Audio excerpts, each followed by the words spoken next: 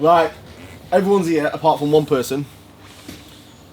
We obviously know who that is. You guys won't, but we've got one friend that never turns up on time. We don't quite know why. Oh my lord, he's here. Full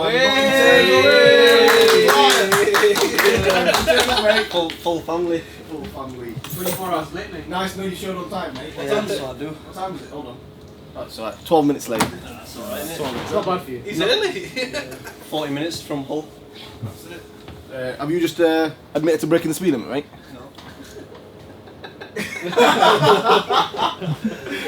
Right, so right, so today it's just going to be a straightforward video. We're not telling you what we're doing.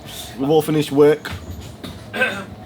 What are you coughing about? Some of us have finished work. Some of us. I don't have to work weekends. Yeah, so it's just going to be a bit of a laugh, to be honest. It's not really planned. It's not really arranged. It's a last-minute thing, as you could probably tell by the latecomer. Yeah, we're just going to have a bit of a laugh. We've got the CLS 63 that we reviewed recently. We've obviously got my new car, which is the E63. I'll be honest with you, I was so blown away by the way the CLS drove, and I want to kind of compare it to a new generation car. So we're comparing a 5.5 bi-turbo, which is technically a 10-11-year-old engine, to the latest generation of Mercedes engine, which is the most powerful one they make, is the E63S. So we'll compare them both, see what they do, couple of drags. We'll try and do a few starts from like 20-30 miles an hour, maybe 40-50 based on if it puts the power down in the CLS, because it's rear-wheel drive only. However, a bit damp weather, a bit dry. Both cars are completely stock, so it'll be really interesting to see how it pans out. We've got Dylan, obviously he's stayed back late, which we obviously appreciate. Like I said, it's a bit of fun for everyone, do you know what I mean? They deserve it. It's been a long week, and it'll be a nice sort of end to the week, hopefully. So yeah, follow us down. We'll do a quick few cinematics of the cars, keep it simple, and then yeah, we'll get on the road. So see you soon.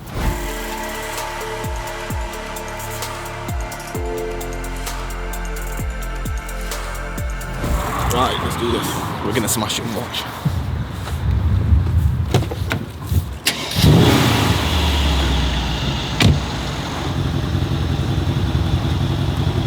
Right, let's go.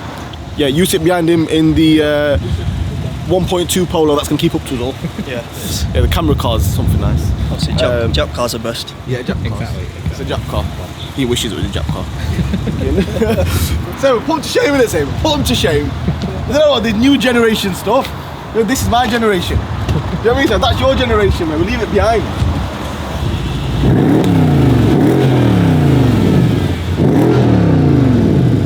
Go. Let's go. I keep right.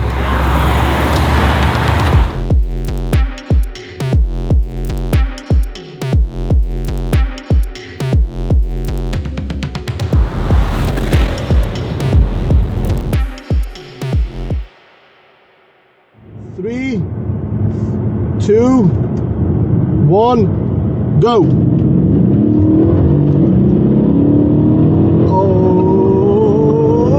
See you in a bit, boys.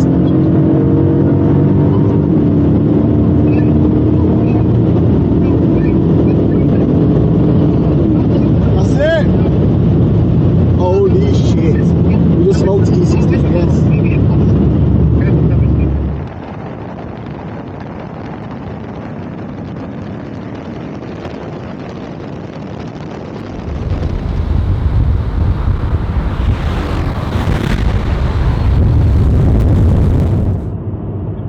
Beep it in.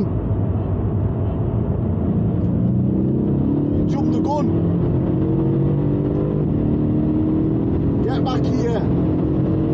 Get back here. You.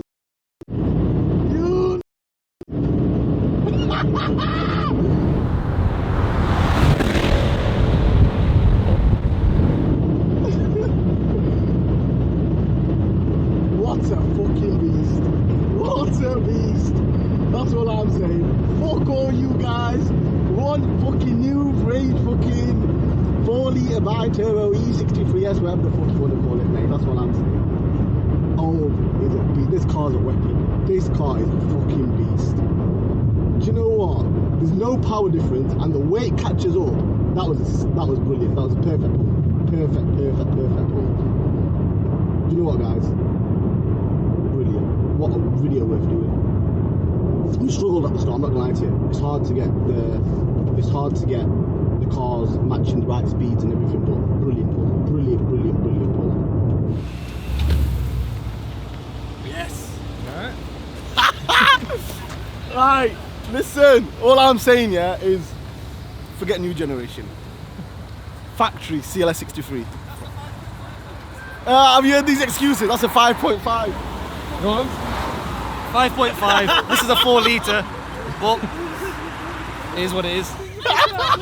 Jump in here, swap car. I'm not going there. You can swap. I'm not. Let me go swap with him. Yeah. I'm not going there. The Swap with the CLS Kyo. is pulling a lot harder. You can see it. No, are you actually putting in full You were scared of doing something. I did with one. Watch the camera, watch the camera. Giving it some. I think the wheels got in comfort. Genuine Sports Plus. Look like you were going in comfort. No. Trust me, it wasn't. It wasn't. Do you know what? Good night, innit? That third one was the best one. The last one. Nabil, that last one was the best one. Why did I let you horn it in? I mean, you signal it in because I felt like when I was doing that, I would jump in the start. But when he did it, I felt like he jumped the start. But that was enough. The CLS was enough to catch up to it. That CLS called, you know. That is fast. It's a rapid car, that. Just That is a fucking. eats you. It eats you. What we'll do is, it's only 50 miles an hour on the bill. At 30 mile an hour pulls, you were pulling away. Yeah, 40 mile an hour pulls, you were slightly pulling away, but then the road's not long enough for me to catch up. But then by then it's too late, because they're that close, even if you pull 2 car lengths, I'm not catching you. If I'm at your back bumper, then I'll catch you. If you're more than that, I'm not catching you. I'm not catching you if it's more than that. But you know what a beast, what a beast. Second gear, was it doing that? I feel like Dylan, I feel like we're tuning the wrong car. But exactly, get that CLS stand aside. Right, let's go. You stay in that for now, Nabil. You alright? Yeah, I'm good. What do you think it like? It's good. I don't know. Mixed results, which is weird. It's just the initial start. You get the traction down. What were you thinking we're going to do? I thought we had him twice, but this is just different breed. But we're going to unleash the daddy now. We're going to teach us a lesson on speed. I think I should drive that.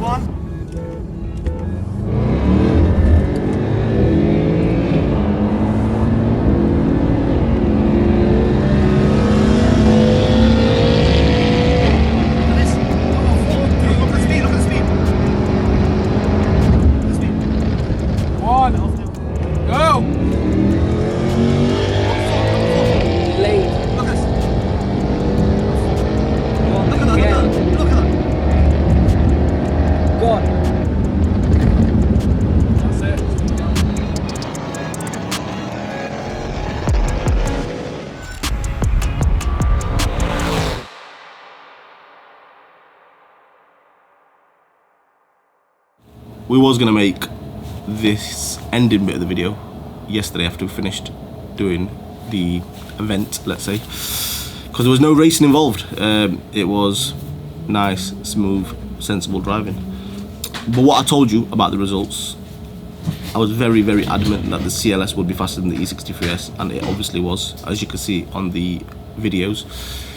I don't know what it is. On paper, the E63S has got more horsepower, it's got more torque, it's 4-wheel drive, it's got a better gearbox, but it is also 250 kilos, maybe slightly less, heavier than the E63S. So this gives you an example of how important weight is. Like, weight is everything, and these new big cars are very heavy. They're over 2 tons, so it gives you an example of how much 200-300 kilos can make. It makes all the difference, and the CLS was just pulling away. It was a constant power difference. It weren't, for example, the E63 had the better gearbox, so it dropped down, pulled away ever so slightly, and then the CLS just came plowing past, and it was the same result on however many videos we did, however many pulls we did, sorry. The camera car, it wasn't a camera car, it was a C63 supercharged. The reason we put that in there is purely to see what the difference is now in between the C63 supercharged and the E63S, and what the difference would be after the E63S is stage 3 with hybrid turbos and everything, and the C63 supercharged, to see what the difference would be. Because at the moment the power difference is about 150 horsepower. The C63 was 150 horsepower more than the E63S, but the gap difference was way more than 150 horsepower. It was mad the way it was leaving it. It wasn't even close. It wasn't even staying with it for a second, it was just gone. So it'll be interesting to see how the tables are turned, because once the E63S is done, it'll be around about 950 horsepower. So they'll be exactly the opposite direction. It'll be 150 to 200 horsepower more than the C63 supercharged. So it'll be interesting to see if the difference is as much, or if the C63 keeps up to it. Because it's not always about horsepower. The C63 is a lot lighter. The engine capacity is a lot bigger, so top end I think it'll probably pull better than the E63 stage 3. I don't know, it'll be very, very interesting to see how it pans out. That'll be one race I'm really looking forward to doing. Yeah, so that's what we're basically planning on doing. We only did the CLS and the E63 because I knew the CLS was very underrated for what it was. People don't rate the 5.5 bi-turbo as much as I rate it. I think it's a brilliant engine, and it speaks for itself. Like, for example, how it left a new generation, the latest generation. Technically, Mercedes' best engine, I think fastest engine at the moment. The E63S is same as the GT5 door, sorry, same engine as that. Apart from that, I know recently there's been quite a lot on social media about E63Ss, and everyone's rated about who's got the fastest one. Just to let you know, we're not in no competition with nobody, like nobody. We're not even on the same wavelength as them guys. What them guys are doing, hats off to them. They can achieve whatever they're achieving, they can do numbers, whatever they're doing.